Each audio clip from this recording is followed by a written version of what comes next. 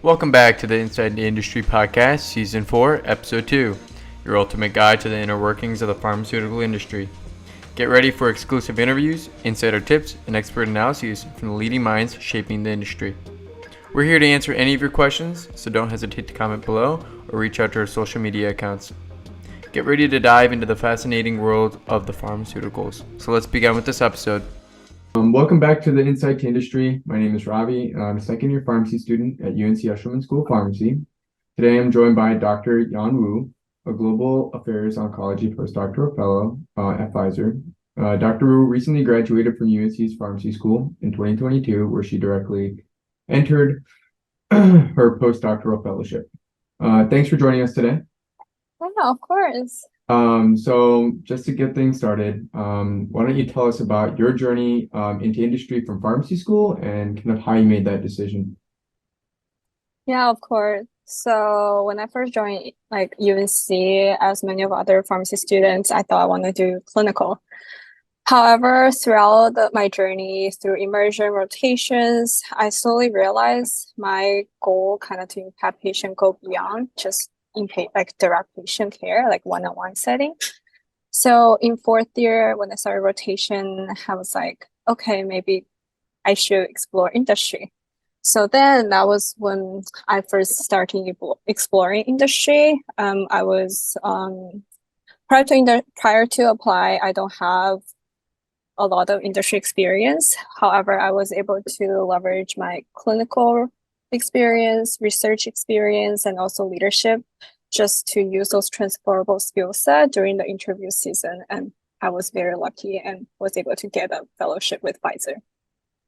Yeah, so I was just about to get to that. So like a majority of our listeners are pharmacy students or pre-pharmacy students, and the common question is like, what activities as someone who's now out, graduated from ESOP, what activities did you do? What, organizations were you involved? It looks like you took a non-traditional route where you were very committed to clinical pharmacy until recently deciding to go in industry.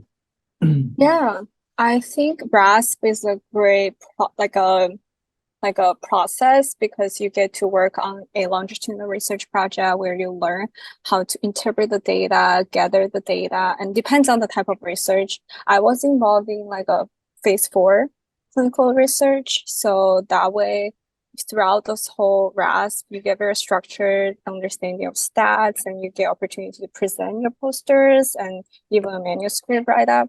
So I feel like that experience was amazing. I would highly recommend any students, either from ESAP or not, to pursue a research track.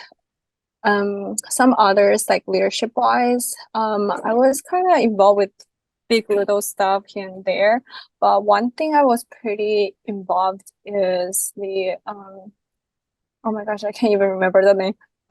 There's one with the naloxone, just so kind of like I think we're called STOMP, Stop. student Yep. pharmacist. Yeah, it's been 2 years. I can't imagine. I can't even pronounce the name anymore.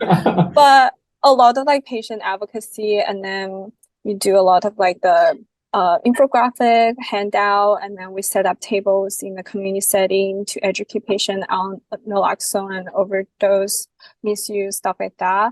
I feel like events like that can also not only showcase your leadership skills, but also when you are preparing for infographic, that in a way is already medical affair because you are trying to educate about like general disease states and ways to raise awareness.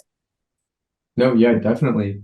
I saw that you did your honors thesis in like safety outcomes with CYP3A5, I believe.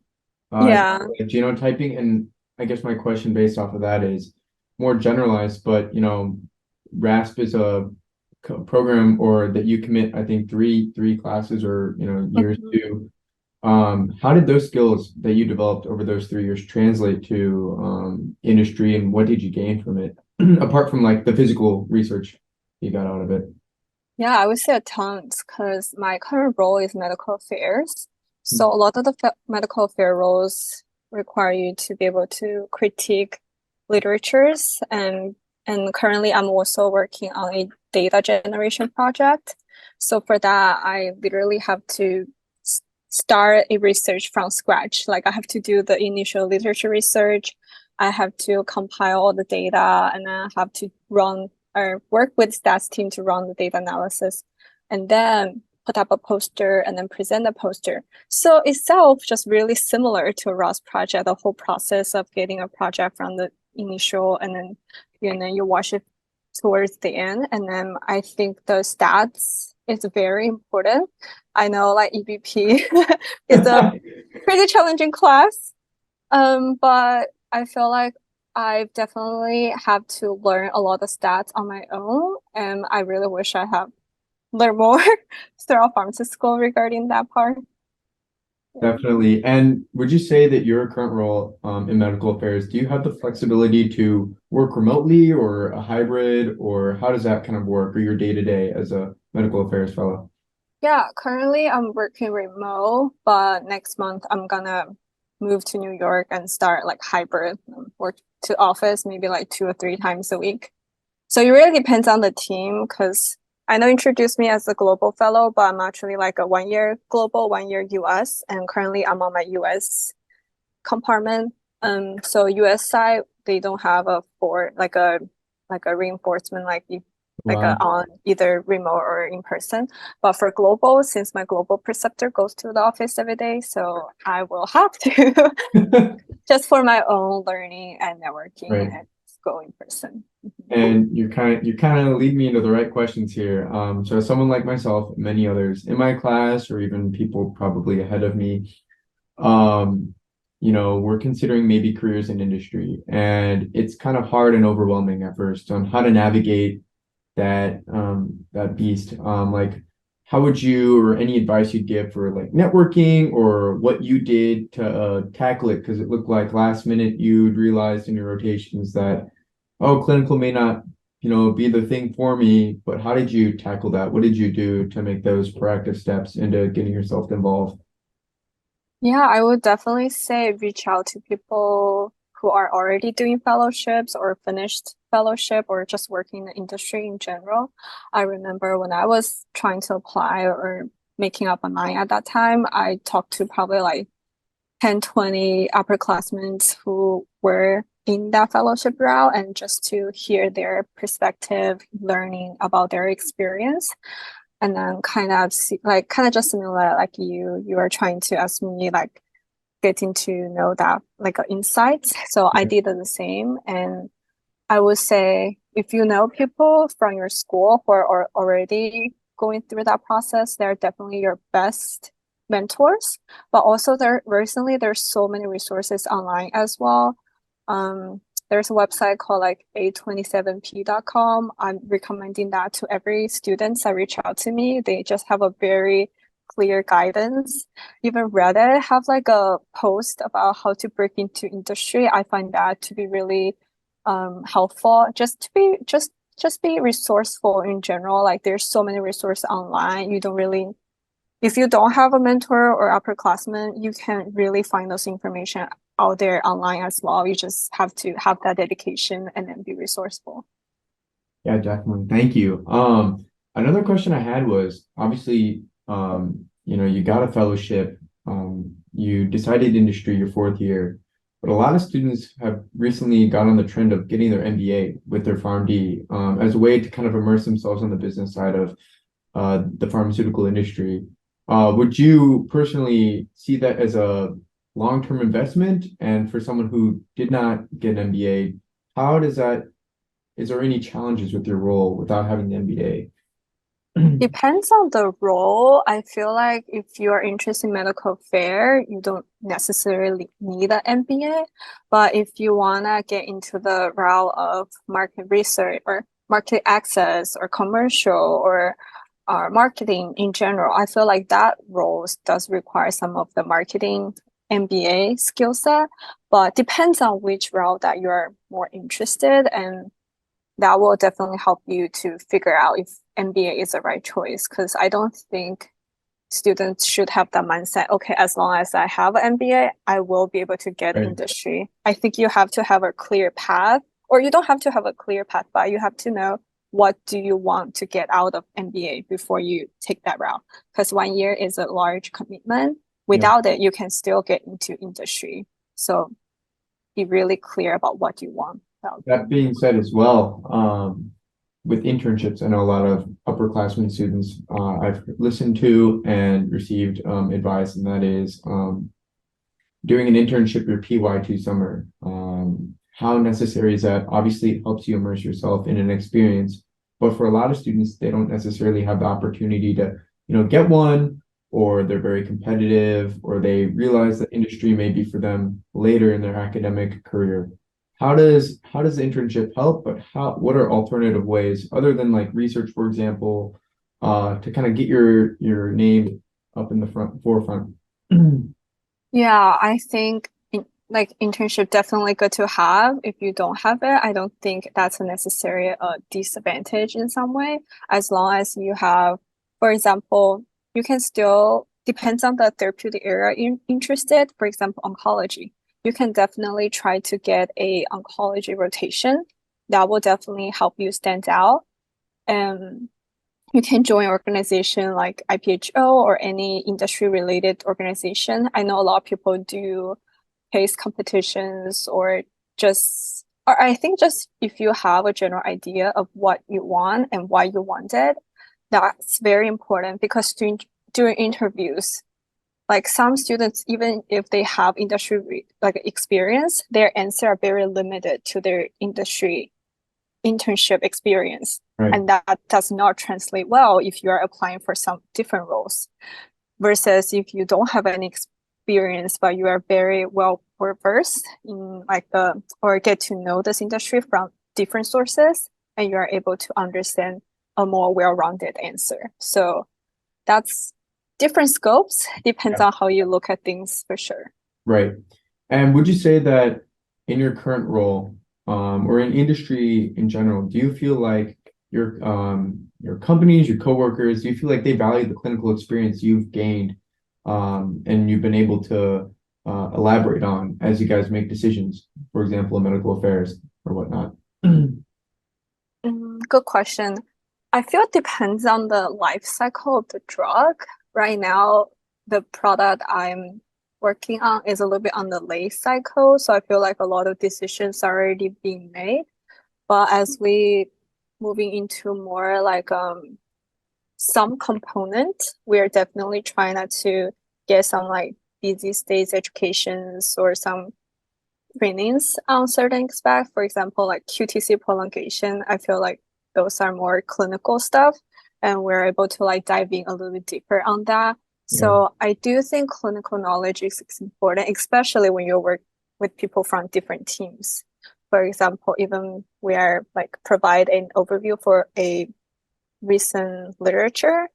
The things I focus on might be more clinical, or I'm able to pick up more clinical stuff than someone who worked for HOR, who is more focused on the stats part.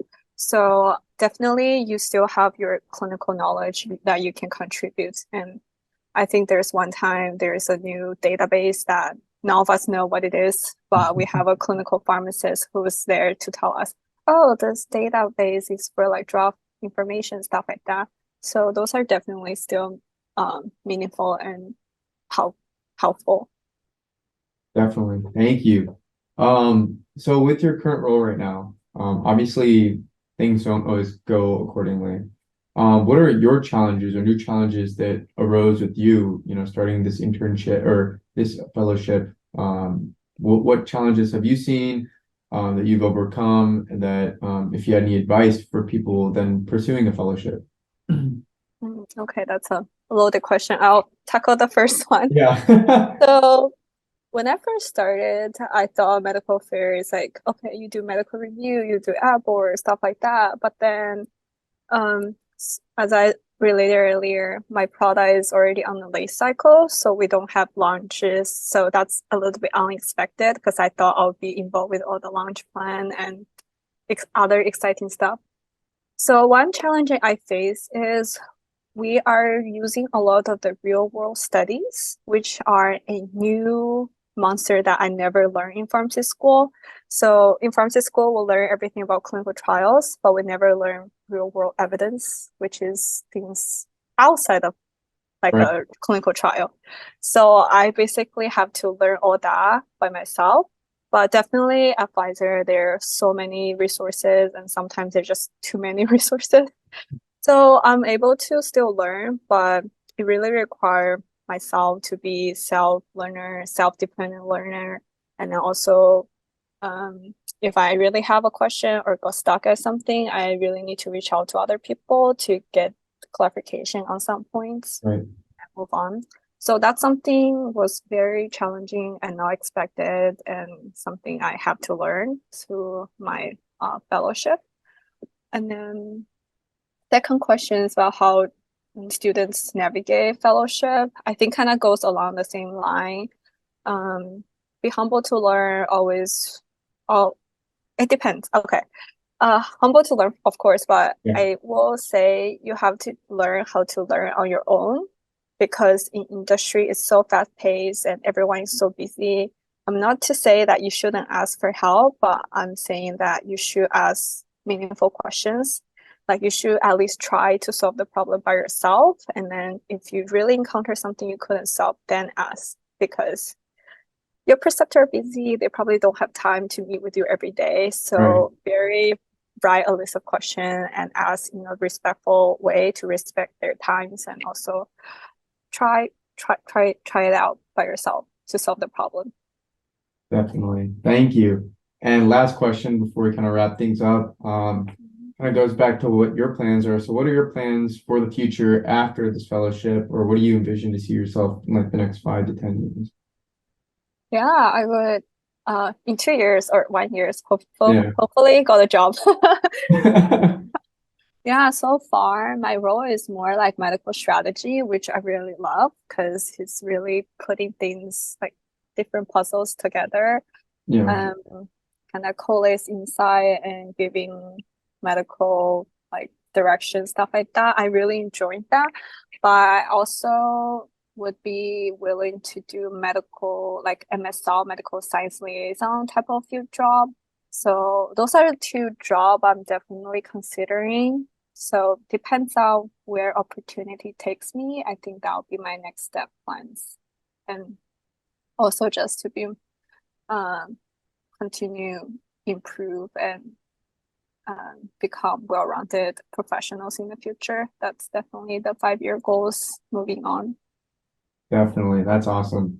Well, thank you so much. I know our viewers will appreciate your advice, your different perspective on things. Obviously, at a different academic route through ESOP, that's something that is valued among a lot of students here. So I appreciate your time. Thank you so much for having me. No problem.